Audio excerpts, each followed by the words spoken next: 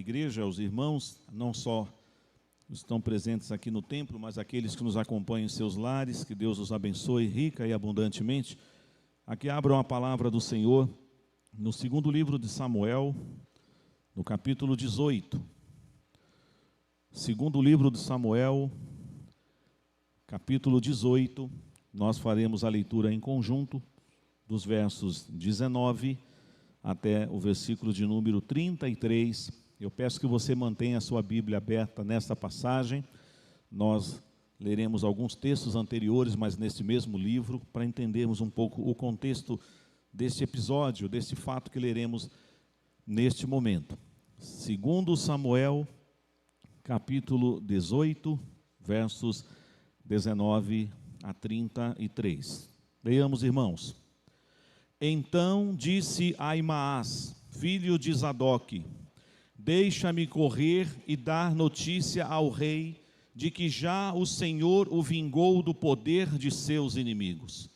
Mas Joabe lhe disse: tu não serás hoje o portador de novas, porém outro dia o serás.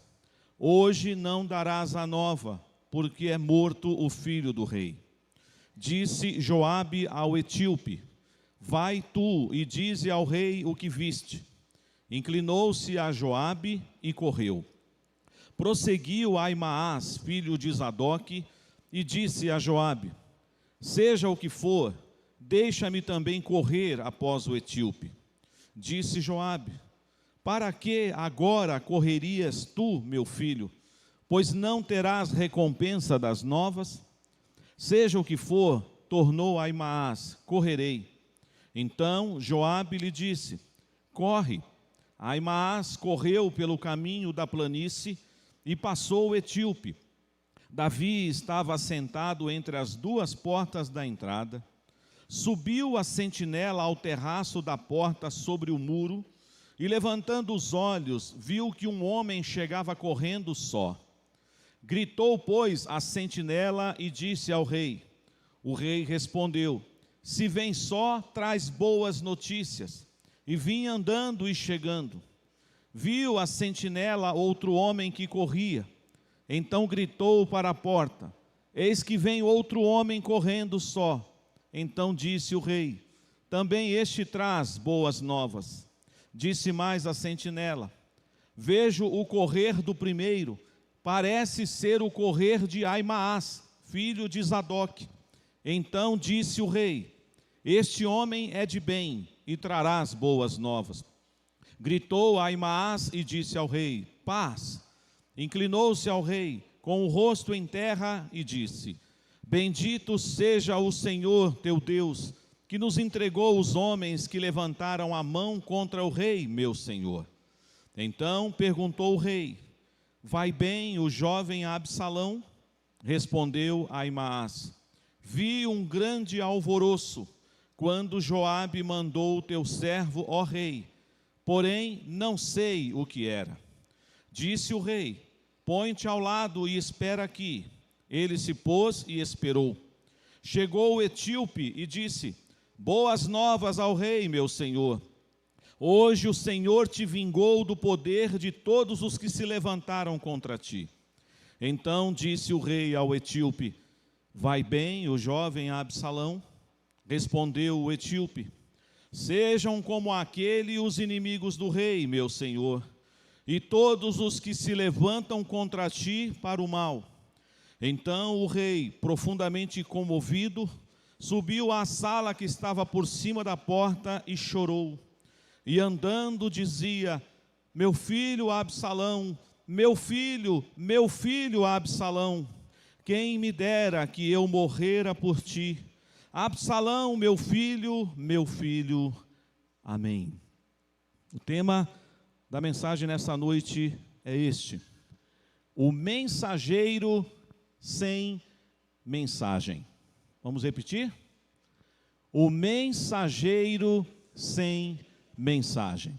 Eu vou ler uma história para vocês que alguns consideram como uma lenda. A origem de uma das modalidades mais antigas dos Jogos Olímpicos, a maratona. A maratona é a corrida mais antiga e mais longa do atletismo. São 42.195 quilômetros de muito esforço, desgaste, dificuldade e resistência. Historicamente, a maratona é a última e mais emocionante prova dos Jogos Olímpicos. Segundo a lenda, no ano 490 a.C., Feidípides correu aproximadamente 40 quilômetros, fazendo o percurso da planície de Maratona até Atenas, para dar uma boa notícia. Os persas haviam jurado aos gregos que, caso vencessem a batalha, invadiriam Atenas, violariam suas mulheres e matariam seus filhos. Temendo tal violência, ficou combinado que as mulheres matariam seus filhos e cometeriam suicídio, caso não tivessem notícia sobre a vitória dentro de 24 horas. Como os atenienses venceram os persas, Feidípides foi incumbido de correr todo o vale de Maratona até Atenas para impedir a desgraça. Segundo a história e a lenda, Feidípides, ao chegar, só teve fôlego para pronunciar a palavra "vencemos", e caiu morto. Se é lenda ou não essa história, nós não sabemos. Mas o fato é que na primeira Olimpíada da Era Moderna, no ano de 1896, Feidípides foi homenageado com a criação da prova da maratona, ainda com um percurso de 40 quilômetros. Feidípides correu 40 quilômetros para impedir que as mulheres atenienses matassem seus filhos e cometessem suicídio. Segundo os historiadores, antes dele correr esses 40 quilômetros, ele já tinha corrido outros tantos para buscar reforços para enfrentar o exército persa. E ele chega diante daquele local e só tem força para dizer uma frase, ou uma palavra, melhor dizendo: vencemos. Impedindo que aquelas mulheres matassem seus filhos e cometessem suicídio. Feidípides foi um mensageiro que completou a sua missão de forma exitosa, ainda que isso lhe custou a sua vida. Nós estamos diante de uma história que ocorre dentro de um contexto maior, em que o rei Davi, o homem segundo o coração de Deus, ele enfrentou, após o adultério com Batseba e o assassinato de Urias, algumas coisas terríveis dentro da sua própria família. Eu creio, e você certamente conhece, por exemplo, o Salmo 32, o Salmo 51, o Salmo 38, Davi confessando o seu pecado, a sua iniquidade, declarando: pequei contra ti somente fiz o que era mal perante os teus olhos. Nós cremos que Davi alcançou da parte de Deus graça, favor e misericórdia, e os seus pecados foram perdoados. Mas, pela boca do profeta Natã, Deus disse uma palavra ao rei Davi e se cumpriu na casa dele de forma literal: a espada nunca se apartará da sua casa. E vocês conhecem a história? Davi tinha outros filhos, além de Absalão, e a Bíblia diz que Davi tinha uma filha, muito bonita. E o irmão dela, chamado Amnon, pôs os olhos na sua irmã e desejou possuir a irmã, ter relação sexual com a própria irmã. E ele conspirou porque ele teve um conselho do inferno, um conselho ímpio de um amigo que disse: finge que você está doente, Amnon, cai de cama. E quando as pessoas vierem tratar você, te dar remédio, alimento, diga assim: eu quero que a minha irmã cuide de mim. Ninguém imaginaria que o irmão atentaria contra a sua irmã, e ela foi então atendida, o seu pedido foi atendido, e a irmã dele então vai servir-lhe alimento, remédio. E um daqueles momentos em que ela está ali cuidando do seu irmão, eles estão só, Amnon sai da cama, pula em direção à sua irmã, agarra a sua irmã, e ela chega a dizer: não faça isso, meu irmão, não faça isso, você vai me humilhar. E ele estuprou a sua própria irmã. Essa história causou uma comoção, e infelizmente, aos olhos de Davi, que foi um rei que teve muitas qualidades, mas a história de ser um bom pai, Davi foi um pai ausente e um pai omisso. Ele não fez nada. Davi não chamou a atenção de Absalão por esse sacrilégio que tinha acontecido dentro da sua própria casa. Mas uma coisa aconteceu naquela família: o ódio tomou conta de Absalão. E Absalão agora tinha um objetivo na sua vida: eu vou vingar o que fizeram com a minha irmã. 2 anos se passaram. 2 anos, irmãos, é muito tempo, não é não? Absalão não esqueceu o que Amnon fez com a irmã dele. E o que foi que Absalão fez? Matou Amnon. E Davi, o que é que Davi fez? Nada. Não fez nada. Absalão foge, mas Absalão marca alguns momentos por intermediação de Joabe, e ele quer voltar. Ele tenta marcar uma audiência com seu próprio pai, e por muitas vezes Davi rejeita a presença de Absalão. E quando ele aceita, depois de ele ter mandado incendiar o campo de Joabe, e Joabe então vai até o rei e fala: olha, Absalão quer uma audiência contigo. Ele aceita, mas ele não te fala uma palavra com Absalão, só dá um beijo e despede o filho, vai embora. Pode imaginar o que está acontecendo nessa família? E a partir de então, Absalão agora começa a arquitetar, a maquinar um golpe de Estado. Ele diz: eu vou tomar o trono do meu pai. Eu vou enganar o meu pai, eu vou destruir o meu pai. E ele agora começa a trazer pessoas que andavam com Davi, entre eles um conselheiro, que era um homem que o seu conselho era segundo os oráculos de Deus, se chamava Aitofel.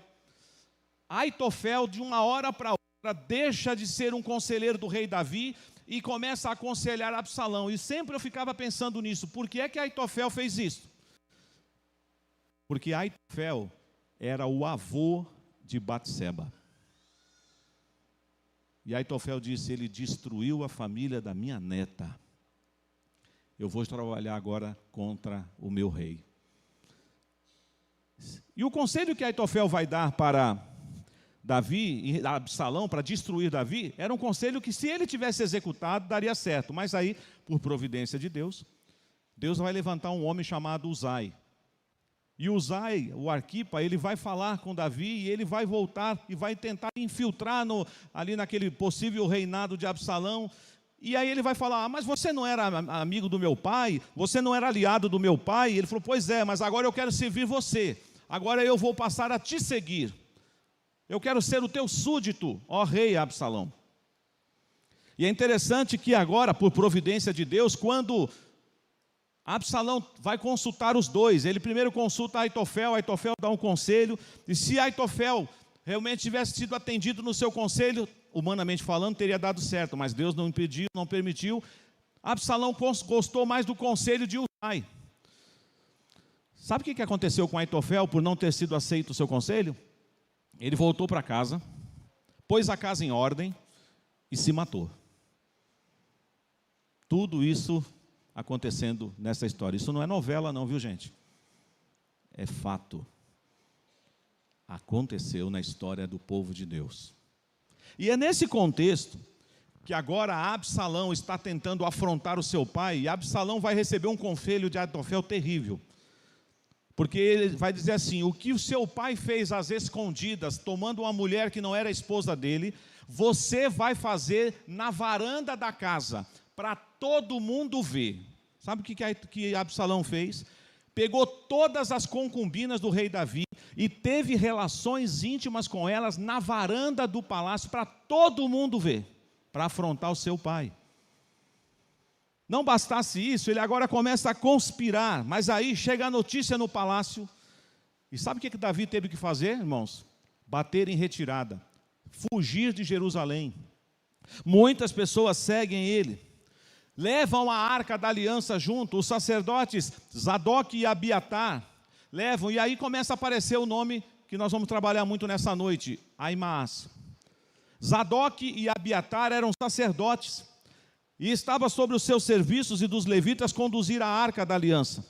Depois que Davi, ele foge, vai de um determinado lugar, ele diz: não, essa arca não pode ficar comigo, voltem para Jerusalém, guardem a arca no templo, e vocês fiquem lá, e se alguma coisa acontecer, vocês mandem Aimaas e Jonatas, que eram os filhos de Zadok e de Abiatar, eles vão me trazer notícias. Eles serão o quê? Os meus mensageiros. Então, Aimaas já era, por excelência, um mensageiro real.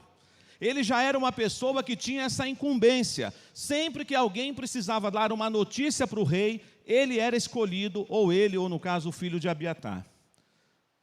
Você precisa ler o capítulo 18 inteiro para entender por que começamos aqui no verso 19. É o registro da morte de Absalão. Diz a palavra que Absalão era o homem mais bonito daquela época e que possuía uma cabeleira avantajada. E todo final de ano ele cortava o cabelo. Ele só cortava o cabelo uma vez por ano. 200 ciclos de prata, assim mais ou menos o peso do cabelo dele. E ele era muito bonito. Diz que das plantas dos pés até em cima não tinha homem tão bonito como Absalão. Ganharia certamente um concurso, né, se tivesse feito. Um homem muito bonito, mas um homem com um coração cheio de ódio, cheio de vingança. Ele quer usurpar o trono do pai. E é interessante que agora já acontece a batalha, Absalão de uma forma até grotesca, correndo com o seu cavalo, vai passar debaixo de uma árvore e as suas cabeleiras vão agarrar nos galhos de uma árvore, e o cavalo vai embora, ele vai ficar pendurado, e as pessoas vão ver ali Absalão pendurado e vão dizer assim, vamos soltar ele de lá, é o filho do rei, porque se tinha uma coisa que tardiamente Davi queria fazer, era salvar o filho. Ele falou, por favor, embora ele queira meu mal, embora Absalão queira me matar, embora Absalão queira tomar o meu lugar no trono, não façam nada contra o rapaz, não atentem contra a vida dele. Mas Joabe falou, esse rara vai morrer. E mataram Absalão. Quem vai dar a notícia para o rei que o jovem Absalão está morto? De acordo com o que falei até agora, a pessoa provável quem era? Aimaas. Não é ele o mensageiro? Não é ele que sempre leva a mensagem? Mas neste dia, Joabe mudou. Joabe então chega para Aimaas e diz assim, hoje você não será o portador de boas notícias. Se bem que isso não era uma boa notícia, né? Para Davi não, mas para o povo de Israel sim. Para o povo de Israel era uma boa notícia, porque o inimigo foi abatido. Mas para o pai ausente, o pai silencioso, ainda que tardiamente querendo evitar um mal na vida, mais uma tragédia na sua família, ele não queria receber essa notícia. E vocês viram aqui, eu não vou reler para ganharmos tempo, que Joabe chamou um etíope, um outro emissário, e falou assim, hoje é você quem vai levar a notícia. Só que tem uma coisa aqui que me chama a atenção. Olhem comigo aí no texto. Versículo 20, fala assim, mas Joabe lhe disse, tu não serás hoje o portador de novas, porém outro dia o serás. Ou seja, é como Joabe está dizendo, hoje você está de folga. Hoje você não precisa ir, Aimaas, outro dia você vai. Terá outras mensagens que você precisará levar. Descansa, você está de folga. Porque, olha só, olha a informação que Joabe deu para Aimaas. Finalzinho do verso 20. Vamos ler todos juntos aí o finalzinho. Porque é morto o filho do rei. Então, Aimaas estava sabendo que Absalão tinha morrido? Sim ou não? Sabia. Joabe falou. Pode não ter falado como ele morreu. Mas a informação é, Absalão morreu. O filho do rei está morto. Mas quando ele chama o etíope, olha só o que ele fala para o etíope. Verso 21, vamos ler juntos? Disse Joabe ao etíope, vai tu e dize ao rei o que viste. Opa, o etíope tem uma questão a mais agora nessa missão. Ele não só ouviu, ele viu. Ele estava lá.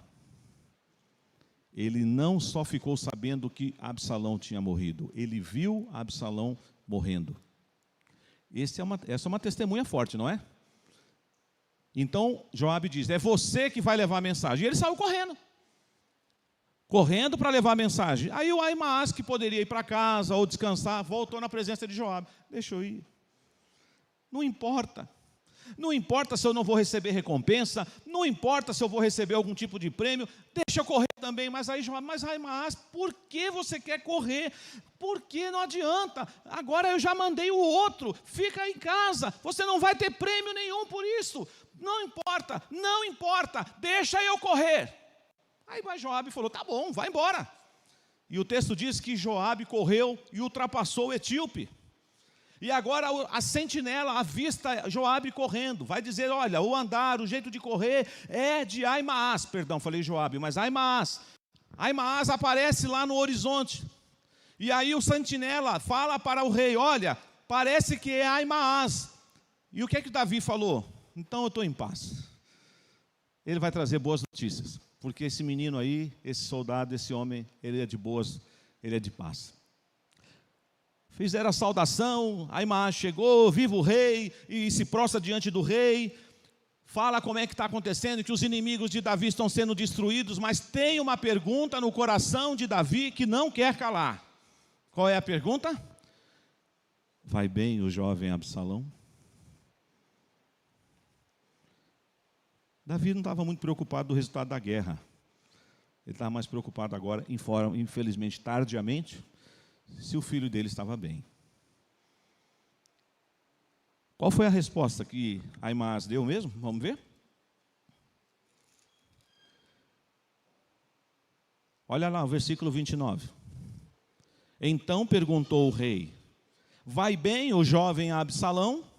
Respondeu Ahimaás, vi um grande alvoroço quando Joabe mandou o teu servo ao rei, porém não sei o que era. Mentiu. Correu para levar uma mensagem que não tinha. É por isso que o tema dessa noite é este, é um mensageiro sem mensagem. Insistiu para correr, para levar a notícia para o rei, ultrapassou o etíope, chegou na presença do rei primeiro, o rei perguntou e ele disse, eu só vi um grande alvoroço, não sei o que estava acontecendo. Não deu a notícia, não cumpriu a missão, não deu a notícia. Mas o etíope, quando chegou, falou o quê? Não de uma forma direta, não disse assim, Absalão está morto. Mas a pergunta que não quer calar estava no coração de Davi. Vai bem o jovem Absalão? E o etíope então meio que floreando, fala dos inimigos e diz assim, seja como aquele quem? O Absalão. Todos os inimigos do rei. Davi entendeu. Davi falou, não precisa explicar mais, e nem precisa desenhar. Meu filho morreu. E aí tem o texto. O que o texto diz? Que Davi chora, andando de um lado para o outro, Absalão, meu filho, Absalão, meu filho, Absalão, meu filho, quem dera eu desse a minha vida em teu lugar. Agora é tarde. Agora é tarde.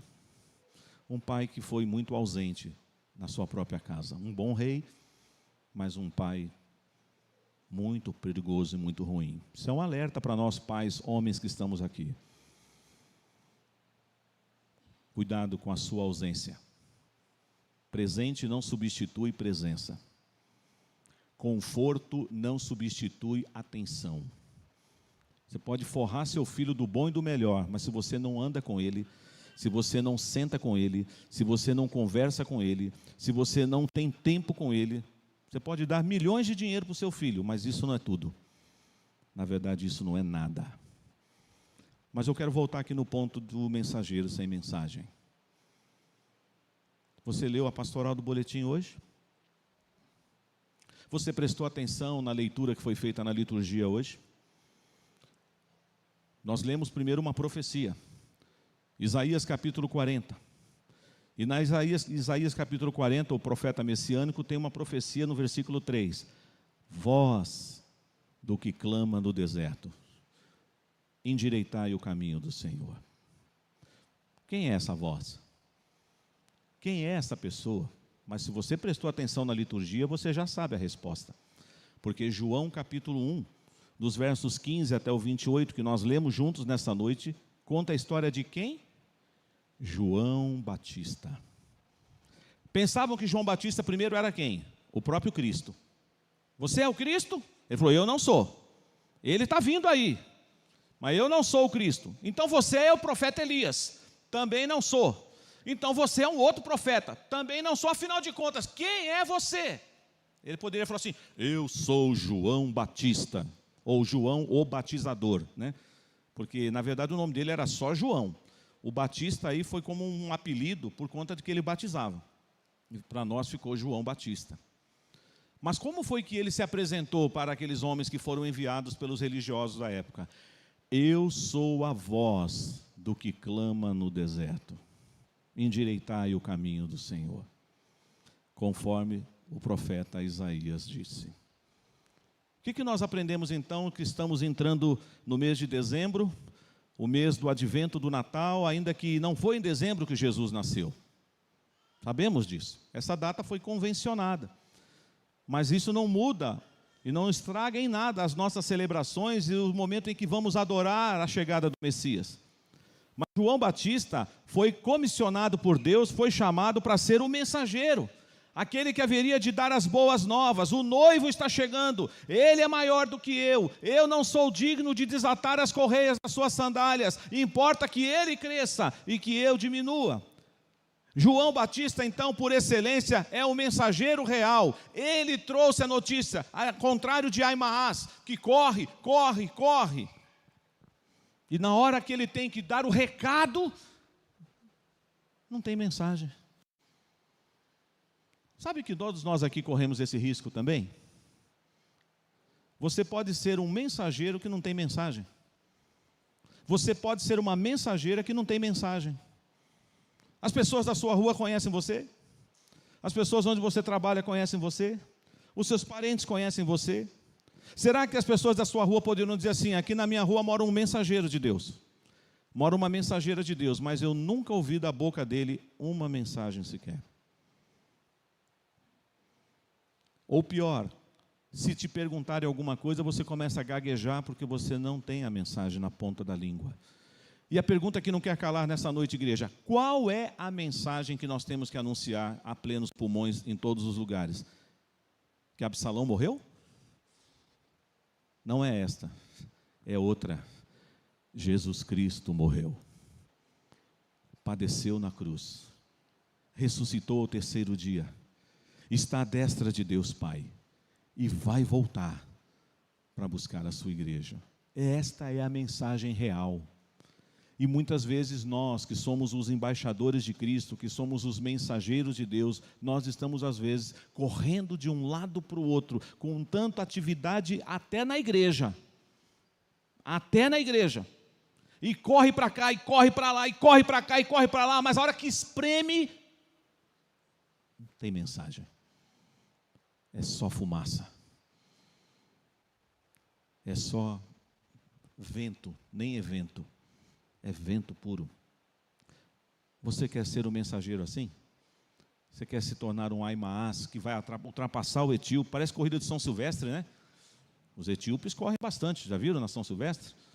Eles ganham. Esse etíope aqui devia ser bom de correr, mas naquele dia a ganância, a ânsia. E aqui tem uma coisa que não é o foco principal nessa noite, mas eu quero falar para a gente aplicar também. Sabe o que pode acontecer comigo e com você? E eu já aprendi muitas lições com o Senhor com esse tema. Tem dia que Deus vai falar assim para você: senta aí, meu filho, hoje eu vou levantar outra pessoa, não é você. Hoje você não vai para o campo de batalha. Hoje é para você sentar e orar pelo que eu estou enviando. Você fica, o outro vai. Aí o que a gente faz às vezes? A gente: não, eu vou, ninguém me segura, eu vou. E ainda fala que vai em nome do Senhor ainda, mas Deus mandou você se assentar. Deus falou: hoje não é seu dia, hoje você fica sentado, hoje você está de folga, eu chamei outro, eu chamei outra, e você diz: mas eu quero também ir. E Deus fala: não. Então tem muitas batalhas, irmãos, que nós como igreja do Senhor Jesus entramos, que Deus nunca mandou a igreja entrar. E a gente gasta tempo, dinheiro e energia com batalhas que Deus nunca mandou a gente entrar, mas a gente quer entrar. Não, eu vou, e ninguém muda a minha opinião. Eu vou, e Deus diz, hoje não. Hoje você fica quietinho aí, porque eu levantei outra pessoa. E nós deveríamos aprender com essa mensagem que quando Deus falar para você assim, tempo de parar, pare. Mas quando Deus também falar assim para você, erga-te, marche, faça a obra. Aí tem gente que faz o quê? Agora eu não vou. Já conhece esse joguinho assim em casa? Família, filhos? Vai cuidar disso. Não vou. Sabe assim, né? Aí de repente, como é que é? Não vai. Não, agora eu vou. Né? Agora eu vou. Mas eu vou porque eu quero. Já viu o filho assim? Você deu uma ordem para o seu filho, para sua filha, ele nega, não vai. Aí você tem o seu método de disciplinar seu filho, colocar ele nos eixos. Aí ele vai pisando duro e diz, eu estou fazendo porque eu quero. Não é porque eu me submeti à voz do meu pai e da minha mãe. A gente faz isso com Deus também. Deus fala, agora é para você aí, meu filho. Ergue-te e marche. Não vou. Agora eu não quero. Agora eu vou ficar sentado. Hoje eu estou indisposta, hoje eu estou indisposto. Então, embora não seja o foco principal, eu queria abrir esse parênteses e já fechar. Até essa dinâmica de Ahimaaz insistir com Joabe, deixa eu ir, mas para quê? Não é você hoje, o etíope já foi, o etíope já está com a mensagem. Ele não só ouviu que o filho do rei morreu, como ele viu o filho dele morto. É ele que vai levar a mensagem, ele está mais preparado hoje para dar o recado para o rei. Você não, hoje não. Mas às vezes a gente insiste e quer ir. Cuidado, irmãos, para não entrarmos em batalhas que Deus nunca mandou você entrar. Nós gostamos de escolher as batalhas, nós somos seletivos. Mas tem batalha que Deus diz assim, esta é para você entrar de cabeça, porque eu sou contigo. Mas tem batalha que Deus vai falar assim para você, aquietai-vos e sabei que eu sou Deus. Essa peleja não é vossa, é minha. Lembram do cântico que nós gostamos de cantar tanto aqui na igreja? É meu, somente meu, todo trabalho. E o teu trabalho é descansar em mim. Por que a gente não descansa, hein? Quando Deus manda a gente descansar. Porque vai ter uma hora que Deus vai falar para você, está bem descansado, meu filho? Descansou, minha serva? Então fique em pé. Que eu tenho uma missão para você. Vá contar as boas novas do Natal para suas amigas, para os seus amigos. Repete a mensagem inaudita dos anjos que cantaram lá em Belém. Eis que vos trago boa nova de grande alegria, que o será para todo o povo. É que hoje vos nasceu na cidade de Davi o Salvador, o Rei Jesus. Essa é a mensagem que nós temos que pregar, não só no mês de dezembro, mas o ano inteiro.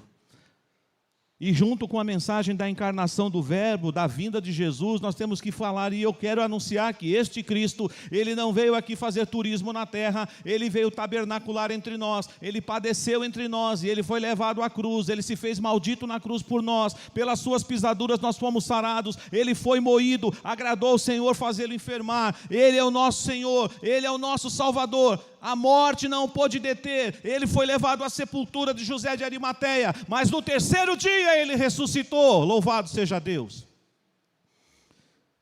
E os discípulos viram ele subindo, e os anjos disseram, do modo como o viste subir, ele vai voltar. Esta é a mensagem que nós precisamos levar. Que Deus nos livre de um dia alguém falar para você assim, você tem alguma mensagem para me dar? Ah, tenho. Quer ir lá na minha igreja? Aí lá você vai aprender sobre Jesus.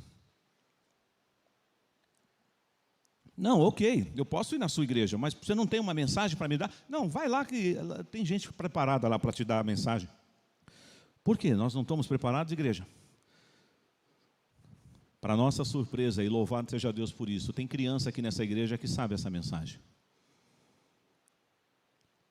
Vocês sabiam que tem crianças nessa igreja aqui evangelizando os coleguinhas na escola? Na nossa igreja. Crianças com menos de 10 anos, fazendo trabalho evangelístico na escola, contando a maior história que não pode deixar de ser contada. E nós adultos, hein? E eu que sou grandão, e você? A gente está mais para Aimaas, que corre, corre, corre, chega na hora H, um grande alvoroço, mas eu não sei o que aconteceu. Ou você é que nem João Batista, que leva a mensagem, que diz, eu não sou Jesus, eu sou um discípulo dele, mas eu tenho prazer em te dar uma boa nova. Jesus te ama, Ele veio a este mundo para morrer na cruz em seu lugar. O mensageiro sem mensagem. Tem algum mensageiro sem mensagem aqui? Se você não percebeu, Deus já te entregou a mensagem. E não é só a mensagem do culto dessa noite, não. Aqui está a mensagem. Você tem ela? Você tem essa mensagem? Você tem? Está aí? Pastor, a minha está no celular. Não tem problema. Mas está aí. Essa mensagem está aqui no seu coração? Então leva a mensagem. Corra, anuncie para todos quantos o Senhor te permitir falar. Eis que vos trago boa nova de grande alegria. Porque Deus amou o mundo de tal maneira que deu o seu Filho unigênito para que todo aquele que nele crê não pereça, mas tenha a vida eterna. Nós podemos anunciar essa mensagem pregando, ensinando, cantando, como este mês lindamente faremos com as nossas cantatas, mas nós não podemos nos calar. Erga a sua voz e transmita a mensagem que você recebeu do Senhor. Bendito seja o nosso Deus, em nome de Jesus. Amém.